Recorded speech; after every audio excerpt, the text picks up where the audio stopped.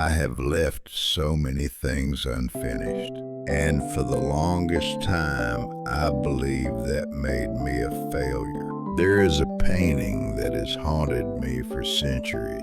It sits unfinished in a gallery in Rome, a canvas half painted, edges rough with possibility.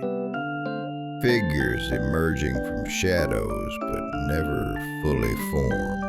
I began it with such passion, such clarity of vision. Yet somewhere along the way, my hand stopped. Not because I lost interest, not because I gave up, but because the work revealed something I was not yet ready to see. That painting, like so many others I left behind, became a mirror showing me the incompleteness of my own soul. And I have come to understand, after all these years, that the unfinished is not the enemy. It is the place where truth lives most honestly. You know this feeling too, don't you? The projects you meant to complete, the conversations you never had, the dreams you carried for decades, then quietly set down when life demanded other things from you. Perhaps you look back now and see a landscape of almosts and not quites, and wonder if you wasted your time, if you failed to become who you were meant to be. Let me tell you something I have learned, slowly and painfully, through a lifetime of walking away from canvases. Incompleteness is not proof of failure. It is proof that you were alive, truly alive, reaching for something beyond what you could hold. I painted the Mona Lisa, yes, but I never declared it finished. I carried it with me for years, adding tiny strokes here and there, unable to let it go, unable to call it complete. Why? Because completion felt like death to me. As long as a work remained unfinished, it stayed alive, breathing, growing, changing with me. The moment I called something finished, it would freeze in time, no longer mine to shape or question or reimagine. And perhaps this is what frightens us most about our own lives as we enter our later years. Not that we have done too little, but that the story feels like it is ending before we have written all the chapters we meant to write. But here's the truth the unfinished paintings taught me. A life does not need to be complete to be whole. Think of a river. It flows and flows, never finished, never complete, yet always perfect in its incompleteness. It does not apologize for not having reached the ocean yet. It does not curse itself for the bends and curves that slow its journey. It simply flows, trusting that its path is the right one, even when it cannot see where it leads. Your life is that river. The fact that you have not arrived at some imagined destination does not mean you have failed. It means you are still moving, still becoming, still painting the canvas of your existence with whatever light remains in your day. I left entire notebooks filled with ideas I never built. Flying machines, architectural wonders, inventions that could have changed the world. For years, I judged myself harshly for this. Why did I not finish? Why did I let my attention wander to the next curiosity before completing the first? But now I see that those unfinished projects were not failures. They were exploration. They were my mind dancing with possibility. They were proof that I remained curious, hungry, alive until my very last breath. One morning in my workshop, surrounded by half-finished sculptures and scattered sketches, sunlight came through the window, illuminating dust particles dancing in the air. They moved without purpose, without destination, without needing to justify their existence. And in that moment, I felt a strange peace. Perhaps my life was meant to look exactly like this, full of beginnings, full of middles, gloriously free of endings. You have wondered about roads not taken, I know. Perhaps there was a career you dreamed of, a place you meant to live, a person you should have told you loved them before time ran out. These unfinished stories sit in your heart like half-painted canvases, and sometimes they whisper to you in the quiet hours, reminding you of what might have been. But let me ask you this. What if those unfinished paths are not regrets, but blessings? What if the life you did not live exists as a beautiful shadow that makes the life you did live more vivid, more precious, more real? I once sketched a design for a bridge that would have spanned the Golden Horn in Constantinople. It was ambitious, perhaps impossible, certainly ahead of its time. I never built it, and yet whenever I think of that bridge, I feel joy, not sorrow. In my mind, it still exists perfectly, eternally, in the realm of possibility. Your unlived lives are like that bridge beautiful, precisely because they exist in the infinite space of might have been, untouched by the compromises that reality always demands. There's a tree outside my window, ancient and gnarled, with branches that were broken long ago by storms. The scars remain visible, rough patches where the bark never quite grew back. Yet every spring, that tree blooms. New leaves emerge from those broken branches. Birds nest in the hollows left by its wounds. The tree does not mourn its brokenness.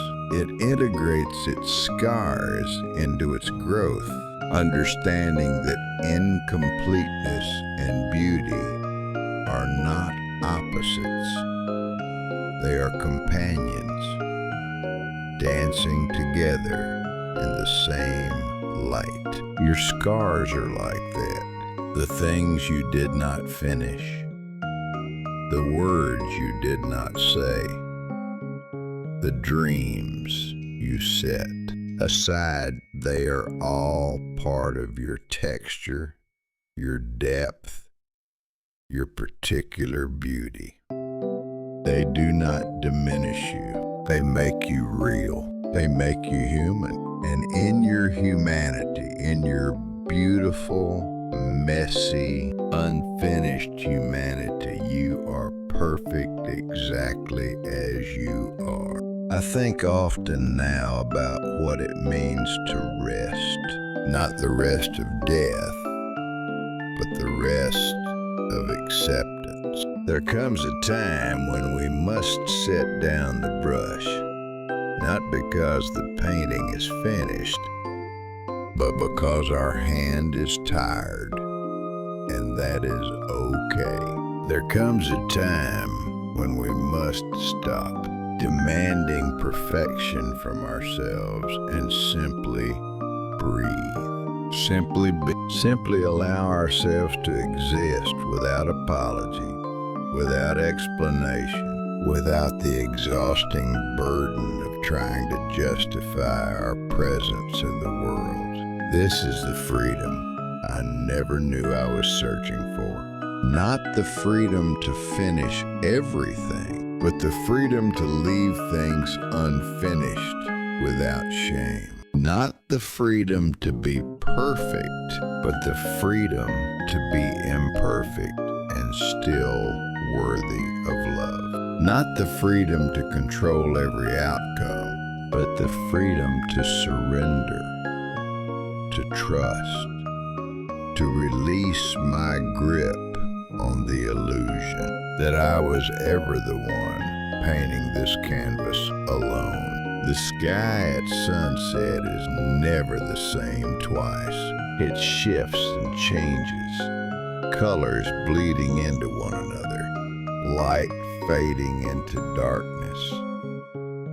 And no one ever looks at the sunset and says, "This is incomplete.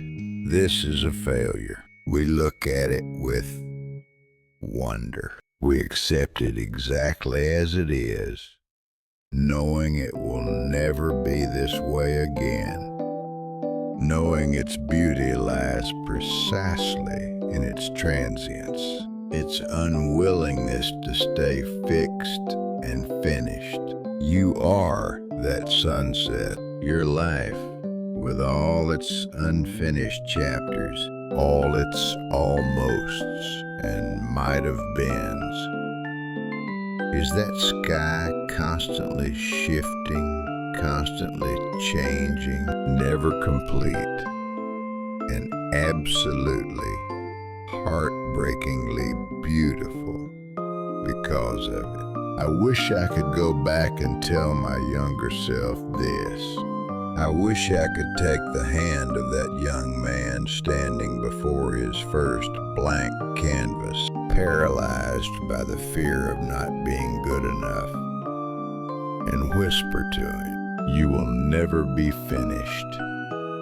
And that is the greatest gift. You will never reach the end of your curiosity. You will never complete the project of becoming yourself, because that project has no end. And this is not tragedy. This is grace. Sometimes I imagine all the artists who will come after me, standing before my unfinished works, trying to understand why I stopped. What will they see? Or will they see what I see now, that the unfinished line, the half-formed figure, the empty space where more paint should be? These are not absences, but presences. They are invitations. They are doorways. My unfinished paintings are not endings. They are beginnings that will continue long after I am dust. There is still space ahead of you. I do not know how much time you have left, and neither do you. But whatever time remains, it is enough.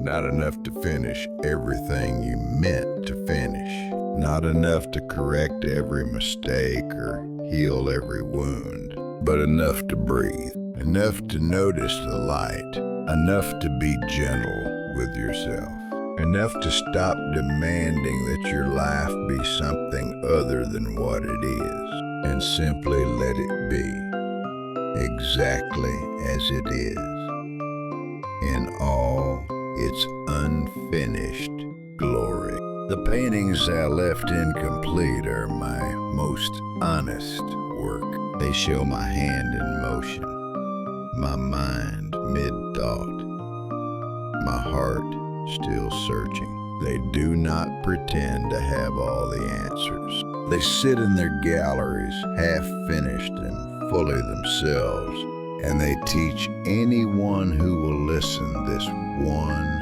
simple truth. Incompleteness is not the end of beauty. It is the beginning. So let yourself rest now. Let yourself be unfinished. Let yourself be the painting that is still being painted, the story still being written, the river still flowing toward an ocean you may never reach. Trust that your path, exactly as it has unfolded, with all its detours and pauses and abandoned dreams, is the path you were meant to walk. Trust that your life, imperfect and incomplete as it is already whole. Trust that you do not need to justify your existence by finishing everything you started. You only need to breathe, to notice, to be here now, exactly as you are. The canvas of your life is beautiful, not because it is finished, but because you dared to pick up the brush at all.